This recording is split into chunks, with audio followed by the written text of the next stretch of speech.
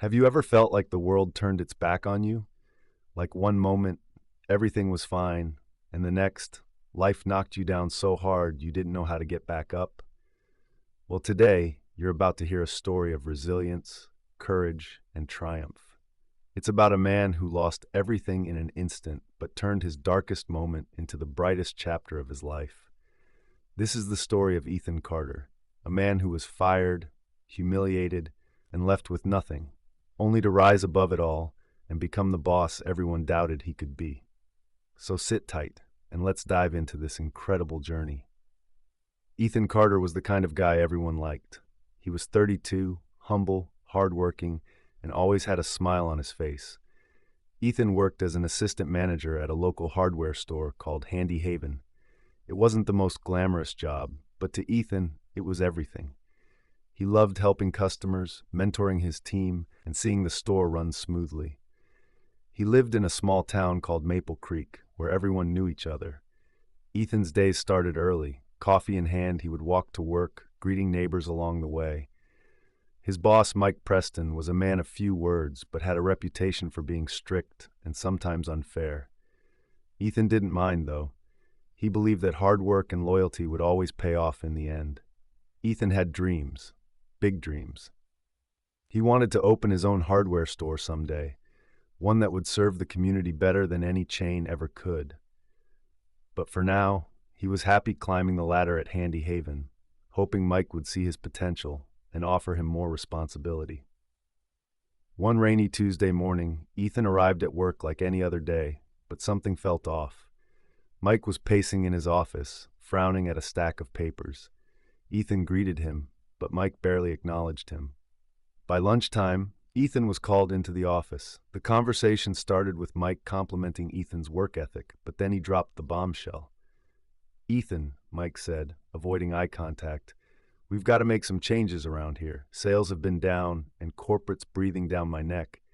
I'm sorry, but I have to let you go." Ethan's heart sank. "Let me go? Mike, I've been here for 8 years. I've given this place everything I've got." Mike sighed. "I know, Ethan, but it's out of my hands. I have to follow orders." Ethan left the office in a daze, fired. Just like that. No warning, no severance, nothing. The next few weeks were the hardest of Ethan's life. Maple Creek was a small town with limited opportunities. He applied for jobs everywhere but kept hearing the same thing: "We'll call you if something opens up." His savings dwindled, and he had to sell his car to keep up with rent. Ethan felt like a failure.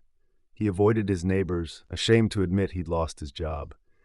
One day, while walking past Handy Haven, Ethan saw a "Help Wanted" sign in the window. His heart ached. They'd replaced him so easily. Ethan's best friend, Lucas, couldn't stand to see him like this. "Ethan, you've got to stop moping around. You're better than this. Why don't you start your own store? You've always talked about it." Ethan laughed bitterly. "With what money, Lucas? I can't even afford groceries right now." Lucas leaned in. "You've got knowledge, Ethan. You know this business inside out. Maybe you don't need a big fancy store. Start small. Use what you have." The idea stuck with Ethan. He spent nights sketching out plans, researching suppliers, and brainstorming names. Finally, with the little money he had left, he rented a tiny garage on the edge of town and opened Carter's Corner, a no-frills hardware shop. At first, business was slow. Ethan handed out flyers, posted on social media, and personally delivered orders to customers. Word spread about his dedication, and soon people started flocking to Carter's Corner. But success didn't come without challenges. One day, Ethan discovered that Mike from Handy Haven was bad-mouthing him to suppliers, claiming he was stealing customers. Ethan was furious but stayed focused. Then, a truth unfolded that shook Ethan to his core. A former Handy Haven employee revealed that Mike had fabricated the sales drop to fire Ethan and cut costs. Ethan realized Mike had seen him as a threat all along, fearing he'd overshadow him. Determined to prove Mike wrong, Ethan worked harder than ever. He introduced free DIY workshops, partnered with local charities, and even offered discounts to struggling families. One day, a corporate representative from Handy Haven visited Carter's Corner. Impressed by Ethan's innovative approach, they offered him a deal: take over Handy Haven's struggling location, and run it under his name. Ethan couldn't believe it. The very place that had fired him was now offering him the keys. After much thought, Ethan accepted, with one condition. Mike Preston would no longer be part of the business. Ethan transformed the old Handy Haven into a thriving community hub. He rehired some of his old colleagues, giving them better pay and respect. The town rallied behind him, and Carter's Corner became the go-to hardware store in Maple Creek. Years later, Ethan looked back on that rainy Tuesday when he'd been fired. It had been the worst day of his life, but also the beginning of something extraordinary. Ethan Carter wasn't just a boss.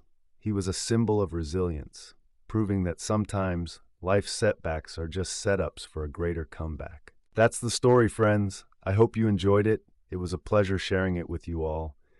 Don't forget to comment below and let me know where you're watching from.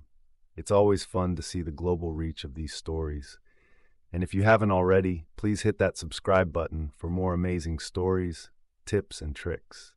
Thank you for watching, and I'll see you in the next one. Bye. If you'd like to show some extra love, tap the 3 dots near the share button and send a super thanks.